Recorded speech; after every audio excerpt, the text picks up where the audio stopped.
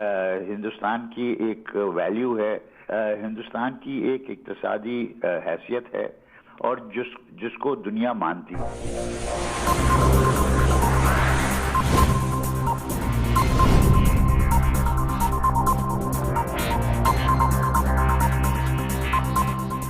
भारत की जानिब से अब ये बड़े तसलसल शुरू हो गया है उनकी फ़ौजी क़यादत की तरफ से भी, उसके भी, कि जी दरअंदाज़ी हो रही है और उसके नतीजे में लाइन ऑफ कंट्रोल जो है उसके ऊपर जिस तरह जनरल साहब ने तादाद भी बताई कि दुगना तकरीबन इस बरस इजाफा है और ख़िलाफ़ वर्जियाँ बड़ी तसलसल के साथ जारी हैं, और ना सिर्फ जारी हैं बल्कि अब भारी हथियार इस्तेमाल होना शुरू हो गए हैं।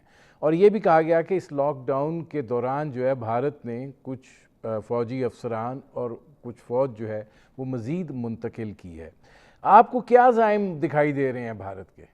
ये चीज़ जयशंकर ने कही है और औरों ने तो बहुत आवाज़ें उठाई हैं इस नौयत की, लेकिन मैंने आपसे पहले ये कहा था कि देखिए कश्मीर हिंदुस्तान की एक वैल्यू है, स्ट्रेटेजिक पार्टनरशिप है चीन के खिलाफ, लेकिन उसके अलावा हिंदुस्तान की एक इक्तिसादी हैसियत है जिसको भी वो पूरी तरह से एक्सप्लॉइट कर रहे हैं और जिसको दुनिया मानती है, दुनिया समझती है कि अब आखिर इस वक्त वो 71 बिलियन डॉलर्स की तो ये कर रहे हैं आर्म्स परचेसेस, और अब अमेरिका और चीन के बाद तीसरे नंबर पे आर्म्स परचेसेस करने वाला हिंदुस्तान है।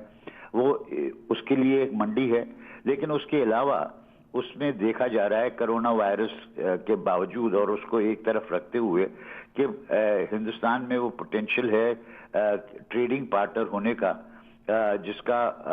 जिसकी वजह से वो हमारे लिए अहमियत रखता है तिजारती तौर पे। अब पाकिस्तान में हमारे पास ज़रूरी है कि अगर हम अपने इक्तिसादी सूरत हाल को सुधारें, हमारी इंतज़ामिया को सुधारें, और क्योंकि इंतज़ामिया सही होगा तब हम इक्तिसादी तरक्की जिस नौयत की हम करना चाहते हैं उसके लिए ये इंतज़ामिया ज़रूरी है। अगर हम इन पे फोकस करें और ये चीज़ें बनाएं तो हम भी 22 करोड़, वो 130 करोड़ से ज़्यादा होंगे, लेकिन हम भी 22 करोड़ लोग हैं और हमारे पास ये सलाहियत है कि अगर हम अपनी पूरी इक्तिसादी पोटेंशियल को रियलाइज़ करें तो हम बहुत अट्रैक्टिव ट्रेडिंग पार्टनर बन सकते हैं। मैं नजमुद्दीन शेख साहब आता हूँ, पार्टनर बन सकते हैं। इसमें जनरल साहब ये फरमाइएगा कि चीफ ऑफ आर्मी स्टाफ को लाइन ऑफ कंट्रोल पर वो गए और वहाँ पे उन्होंने जो भारत कर रहा है उसको खित्ते के अमन और इस्तेहकाम के लिए ख़तरा करार दिया।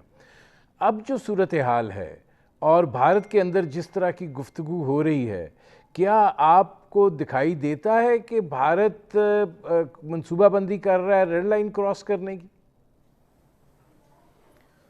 देखें, वो प्रेशर ज़रूर एग्जर्ट कर रहा है, इंटिमिडेशन हो रही है, लेकिन red line cross I don't think so कि वो ये रिस्क लेगा, बिकॉज दे नो कि जब भी हमारे बैक टू दी वॉल हुई तो उसके कॉन्सिक्वेंसेस बड़े भयानक होंगे, और that is what is the deterrence that we have.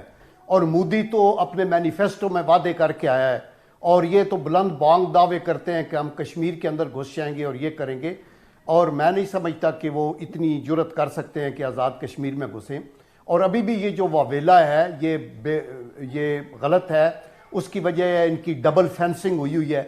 जब परवेज़ मुशर्रफ साहब एग्री किए ना 2003 में सीज़ फायर पर, चूँकि कराची एग्रीमेंट के तहत कोई भी डिफेंस को इम्प्रूव नहीं कर सकता, बंकर भी बनाते थे तो हमारी तरफ से गोला जाता था, उसको उड़ा देता था।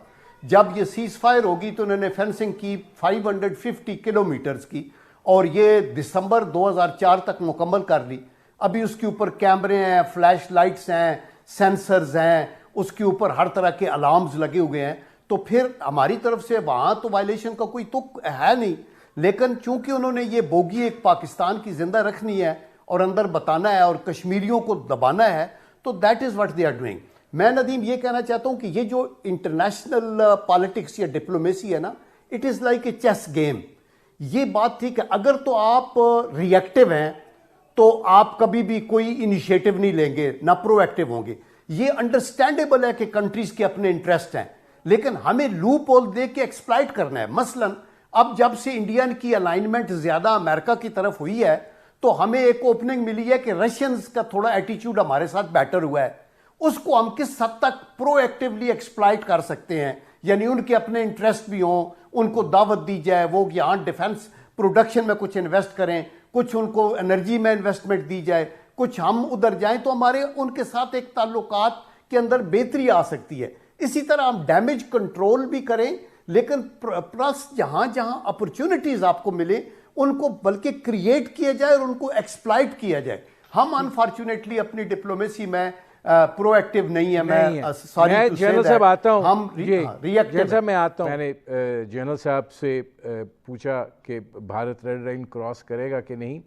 کیا آزاد کشمیر کی حد تک جو ان کے عزائم ہیں اس کے اوپر وہ آگے جا سکتے ہیں کہ نہیں, یہ اسی طرح کا سلسلہ جو ہے یہ کنٹینیو کرے گا؟ نہیں, اس وقت وہ آگے نہیں جا سکتے, وہ کہتے رہیں گے لیکن کریں گے نہیں. لیکن یہ سوال نہیں ہے, سوال یہ ہے کہ آپ اگر دنیا کی آپ حمایت چاہتے ہیں اور دنیا کی حمایت کے بغیر آپ ہندوستان کو مائل نہیں کر سکتے کہ جو ابھی وہ کر رہا ہے اس سے وہ گریز کرے, کشمیریوں کو کچھ کم پرسیکیوٹ کرے. اس میں آپ کی بات سنی جائے گی جب آپ کی کچھ پولیٹیکل ویٹ نہیں, اکنامک ویٹ ہوگا. ٹھیک ہوگا.